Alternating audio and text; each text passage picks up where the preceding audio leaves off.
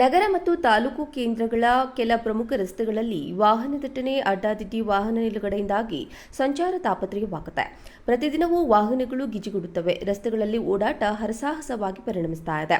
ನಗರದ ಖಾಸಗಿ ಮತ್ತು ರಾಜ್ಯ ಸಾರಿಗೆ ಇಲಾಖೆಯ ಬಸ್ ನಿಲ್ದಾಣ ಮುಂದಿನ ರಸ್ತೆಗಳಲ್ಲಿ ದಿನೇ ದಿನೇ ಸಮಸ್ಯೆ ವಿಗಡಾಯಿಸ್ತಾ ಇದೆ. ಪಾರ್ಕಿಂಗ್ಗಳಲ್ಲಿ ಅಡ್ಡಾದಿಡ್ಡಿ ನಿಲುಗಡೆ ಮೊದಲಾದವು ಬಿಕ್ಕಟ್ಟಿಗೆ ಎಡೆ ಮಾಡಿವೆ.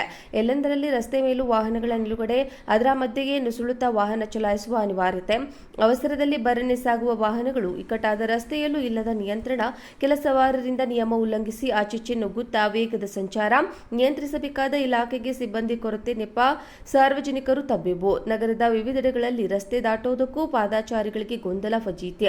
ಶಾಲಾ ಕಾಲೇಜುಗಳ ಪ್ರಾರಂಭ ಮುಕ್ತಾಯವಾದ ಹೊತ್ತಿನಲ್ಲಿ ದುಪ್ಪಟ್ಟು ಸಂಚಾರ ದಟ್ಟಣೆ, ಮಕ್ಕಳನ್ನ ವಾಹನಗಳಲ್ಲಿ ಮನೆಗೆ ಕರೆದೊಯ್ಯುವ ಪಾಲಕರು ಪರದಾಟ, ನಗರಕ್ಕೆ ಕೆಲಸಕ್ಕೆಂದು ಬರುವ ಹಳ್ಳಿಗರಿಗೆ ವಾಹನ ಜಾತ್ರೆ ಕಂಡಂತಾಗಿದೆ. ರಸ್ತೆ ದಾಟುವುದಕ್ಕೆ ಗಲಿಬಿಲಿಯಾಗಿದೆ. ವಾಹನ ಸವಾರರು, ಪಾದಾಚಾರಿಗಳಿಗೆ ಪ್ರತಿನಿತ್ಯ ಸಂಚಾರ ಕಿರಿಕಿರಿಯಾಗಿದೆ. ವಾಹನಗಳ ಸಂಖ್ಯೆಯೇನೋ ಹಲವು ಪಟ್ಟು ಹೆಚ್ಚಿವೆ. ಆದರೆ ಅದಕ್ಕೆ ತಕ್ಕಂತೆ ರಸ್ತೆಗಳ ಅಗಲೀಕರಣ ಮತ್ತು ಅಭಿವೃದ್ಧಿ ಆಗುತ್ತಿಲ್ಲ. ಕೆಲವೇ ಸ್ಥಳಗಳಲ್ಲಿ ರಸ್ತೆಗಳ ಅಗಲೀಕರಣವಾಗಿದೆ. ಇನ್ನಷ್ಟು ಕಡೆ ರಸ್ತೆ ಇಕ್ಕೆಲೆಗಳಲ್ಲಿ ಇರೋದು ಖಾಸಗಿ ಮಾಲ್ಕಿ ಜಾಗವಾಗಿದೆ. ಮನೆಗಳು, ಅಂಗಡಿ ಮುಂಗಟ್ಟು ರಸ್ತೆಯ ಅಂಚಿನಲ್ಲಿವೆ. ಅಲ್ಲೆಲ್ಲ ಅಗಲೀಕರಣ ಕಷ್ಟಕರ ಎನ್ನಲಾಗ್ತಾ ಇದೆ. ಇತ್ತೀಚೆಗೆ ನಗರಸಭೆ ನಗರದಲ್ಲಿ ಫುಟ್ಪಾತ್ ಒತ್ತುವರಿ ತೆರವು ಶುರುತ್ವವೋ ಎಂಬಂತೆ ಆರಂಭ ಮಾಡಿತ್ತು. ಆದರೆ ಯಾವ ಕಾರಣಕ್ಕೆ ಆರಂಭ ಮಾಡಿತ್ತು ಮತ್ತು ಇದು ನಿರಂತರವಾಗಿ ಎಂದು ಹೇಳಿಕೊಂಡು ಶುರುತ್ವ ಮಾಡಿತು. ಆದರೆ ಮತ್ತೆ ಹಳೆಯ ಚಾಲಿ ಮುಂದುವರಿಸಿದೆ. ಅಧಿಕೃತ ಪಾರ್ಕಿಂಗ್ ಸ್ಥಳಗಳೇ ಇಲ್ಲದ ಪರಿಸ್ಥಿತಿ. ವಾಹನಗಳನ್ನು ಎಲ್ಲೆಂದರಲ್ಲೇ ನಿಲುಗಡೆ ಮಾಡುವ ಮೂಲಕ ರಸ್ತೆ ಸಂಚಾರಕ್ಕೆ ಅಡ್ಡಿ. ನಿಯಂತ್ರಿಸಬೇಕಾದ ಪೊಲೀಸ್ ಇಲಾಖೆಯಲ್ಲಿ ಸಿಬ್ಬಂದಿ ಕೊರತೆ ಇದೆ. ಸಂಚಾರ ನಿಯಮಗಳ ಉಲ್ಲಂಘನೆ ಬಗ್ಗೆ ನಿರಂತರ ನಿಗಾ ಇಲ್ಲದ್ದು, ಇವೆಲ್ಲದರ ಬಗ್ಗೆ ಸಾರ್ವಜನಿಕರು ದೂರುತ್ತಿದ್ದಾರೆ. ವಿಶಿಷ್ಟವಾದ ಹಾರ್ನ್ ಹೊಂದಿರುವ ಬಸ್ಗಳು, ಹಲವಾರು ಆಟೋ, ಬೈಕ್ಗಳು ಕಿರಿಕಿರಿಯನ್ನುಂಟು ಮಾಡುತ್ತವೆ. ಪ್ರತಿನಿತ್ಯ ಟ್ರಾಫಿಕ್ ಜಾಮ್ ಆಗಿರುತ್ತದೆ. ಶಾಲಾ ಸಮಯದಲ್ಲಿ ಮಕ್ಕಳು ಟ್ರಾಫಿಕ್ನಿಂದ ಸಮಸ್ಯೆ ಅನುಭವಿಸುವಂತಾಗಿದೆ. ನಗರ ಮತ್ತು ತಾಲೂಕು ಕೇಂದ್ರಗಳ ಕೆಲ ಪ್ರಮುಖ ರಸ್ತೆಗಳಲ್ಲಿ ವಾಹನ ದಟ್ಟಣೆ, ಅಡ್ಡಾದಿಡ್ಡಿ ವಾಹನ ನಿಲುಗಡೆಯಿಂದಾಗಿ ಸಂಚಾರ ತಾಪತ್ರಯವಾಗುತ್ತೆ.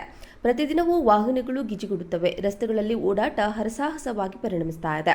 ನಗರದ ಖಾಸಗಿ ಮತ್ತು ರಾಜ್ಯ ಸಾರಿಗೆ ಇಲಾಖೆಯ ಬಸ್ ನಿಲ್ದಾಣ ಮುಂದಿನ ರಸ್ತೆಗಳಲ್ಲಿ ದಿನೇ ದಿನೇ ಸಮಸ್ಯೆ ವಿಗಡಾಯಿಸ್ತಾ ಇದೆ. ಪಾರ್ಕಿಂಗ್ಗಳಲ್ಲಿ ಅಡ್ಡಾದಿಡ್ಡಿ ನಿಲುಗಡೆ ಮೊದಲಾದವು ಬಿಕ್ಕಟ್ಟಿಗೆ ಎಡೆ ಮಾಡಿವೆ. ಎಲ್ಲೆಂದರಲ್ಲಿ ರಸ್ತೆ ಮೇಲೂ ವಾಹನಗಳ ನಿಲುಗಡೆ, ಅದರ ಮಧ್ಯೆಯೇ ನುಸುಳುತ್ತಾ ವಾಹನ ಚಲಾಯಿಸುವ ಅನಿವಾರ್ಯತೆ, ಅವಸರದಲ್ಲಿ ಬರನೆ ಸಾಗುವ ವಾಹನಗಳು, ಇಕ್ಕಟ್ಟಾದ ರಸ್ತೆಯಲ್ಲೂ ಇಲ್ಲದ ನಿಯಂತ್ರಣ, ಕೆಲ ಸವಾರರಿಂದ ನಿಯಮ ಉಲ್ಲಂಘಿಸಿ ಆಚೀಚೆ ನುಗ್ಗುತ್ತಾ ವೇಗದ ಸಂಚಾರ, ನಿಯಂತ್ರಿಸಬೇಕಾದ ಇಲಾಖೆಗೆ ಸಿಬ್ಬಂದಿ ಕೊರತೆ ನೆಪ, ಸಾರ್ವಜನಿಕರು ತಬ್ಬಿಬು. ನಗರದ ವಿವಿಧೆಡೆಗಳಲ್ಲಿ ರಸ್ತೆ ದಾಟುವುದಕ್ಕೂ ಪಾದಾಚಾರಿಗಳಿಗೆ ಗೊಂದಲ ಫಜೀತಿ. ಶಾಲಾ ಕಾಲೇಜುಗಳ ಪ್ರಾರಂಭ ಮುಕ್ತಾಯವಾದ ಹೊತ್ತಿನಲ್ಲಿ ದುಪ್ಪಟ್ಟು ಸಂಚಾರ ದಟ್ಟಣೆ, ಮಕ್ಕಳನ್ನ ವಾಹನಗಳಲ್ಲಿ ಮನೆಗೆ ಕರೆದೊಯ್ಯುವ ಪಾಲಕರು ಪರದಾಟ, ನಗರಕ್ಕೆ ಕೆಲಸಕ್ಕೆಂದು ಬರುವ ಹಳ್ಳಿಗರಿಗೆ ವಾಹನ ಜಾತ್ರೆ ಕಂಡಂತಾಗಿದೆ. ರಸ್ತೆ ದಾಟುವುದಕ್ಕೆ ಗಲಿಬಿಲಿಯಾಗಿದೆ. ವಾಹನ ಸವಾರರು, ಪಾದಾಚಾರಿಗಳಿಗೆ ಪ್ರತಿನಿತ್ಯ ಸಂಚಾರ ಕಿರಿಕಿರಿಯಾಗಿದೆ. ವಾಹನಗಳ ಸಂಖ್ಯೆಯೇನೋ ಹಲವು ಪಟ್ಟು ಹೆಚ್ಚಿವೆ. ಆದರೆ ಅದಕ್ಕೆ ತಕ್ಕಂತೆ ರಸ್ತೆಗಳ ಅಗಲೀಕರಣ ಮತ್ತು ಅಭಿವೃದ್ಧಿ ಆಗುತ್ತಿಲ್ಲ. ಕೆಲವೇ ಸ್ಥಳಗಳಲ್ಲಿ ರಸ್ತೆಗಳ ಅಗಲೀಕರಣವಾಗಿದೆ. ಇನ್ನಷ್ಟು ಕಡೆ ರಸ್ತೆ ಇಕ್ಕೆಲೆಗಳಲ್ಲಿ ಇರೋದು ಖಾಸಗಿ ಮಾಲ್ಕಿ ಜಾಗವಾಗಿದೆ. ಮನೆಗಳು, ಅಂಗಡಿ ಮುಂಗಟ್ಟು ರಸ್ತೆಯ ಅಂಚಿನಲ್ಲಿವೆ. ಅಲ್ಲೆಲ್ಲ ಅಗಲೀಕರಣ ಕಷ್ಟಕರ ಎನ್ನಲಾಗ್ತಾ ಇದೆ. ಇತ್ತೀಚೆಗೆ ನಗರಸಭೆ ನಗರದಲ್ಲಿ ಫುಟ್ಪಾತ್ ಒತ್ತುವರಿ ತೆರವು ಶುರುತ್ವವೋ ಎಂಬಂತೆ ಆರಂಭ ಮಾಡಿತ್ತು. ಆದರೆ ಯಾವ ಕಾರಣಕ್ಕೆ ಆರಂಭ ಮಾಡಿತ್ತು ಮತ್ತು ಇದು ನಿರಂತರವಾಗಿ ಎಂದು ಹೇಳಿಕೊಂಡು ಶುರುತ್ವ ಮಾಡಿತು. ಆದರೆ ಮತ್ತೆ ಹಳೆಯ ಚಾಲಿ ಮುಂದುವರಿಸಿದೆ.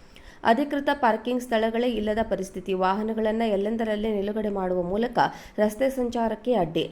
ನಿಯಂತ್ರಿಸಬೇಕಾದ ಪೊಲೀಸ್ ಇಲಾಖೆಯಲ್ಲಿ ಸಿಬ್ಬಂದಿ ಕೊರತೆ ಇದೆ. ಸಂಚಾರ ನಿಯಮಗಳ ಉಲ್ಲಂಘನೆ ಬಗ್ಗೆ ನಿರಂತರ ನಿಗಾ ಇಲ್ಲದ್ದು, ಇವೆಲ್ಲದರ ಬಗ್ಗೆ ಸಾರ್ವಜನಿಕರು ದೂರುತ್ತಿದ್ದಾರೆ. ವಿಶಿಷ್ಟವಾದ ಹಾರ್ನ್ ಹೊಂದಿರುವ ಬಸ್ಗಳು, ಹಲವಾರು ಆಟೋ, ಬೈಕ್ಗಳು ಕಿರಿಕಿರಿಯನ್ನುಂಟು ಮಾಡುತ್ತವೆ. ಪ್ರತಿನಿತ್ಯ ಟ್ರಾಫಿಕ್ ಜಾಮ್ ಆಗಿರುತ್ತದೆ. ಶಾಲಾ ಸಮಯದಲ್ಲಿ ಮಕ್ಕಳು ಟ್ರಾಫಿಕ್ನಿಂದ ಸಮಸ್ಯೆ ಅನುಭವಿಸುವಂತಾಗಿದೆ.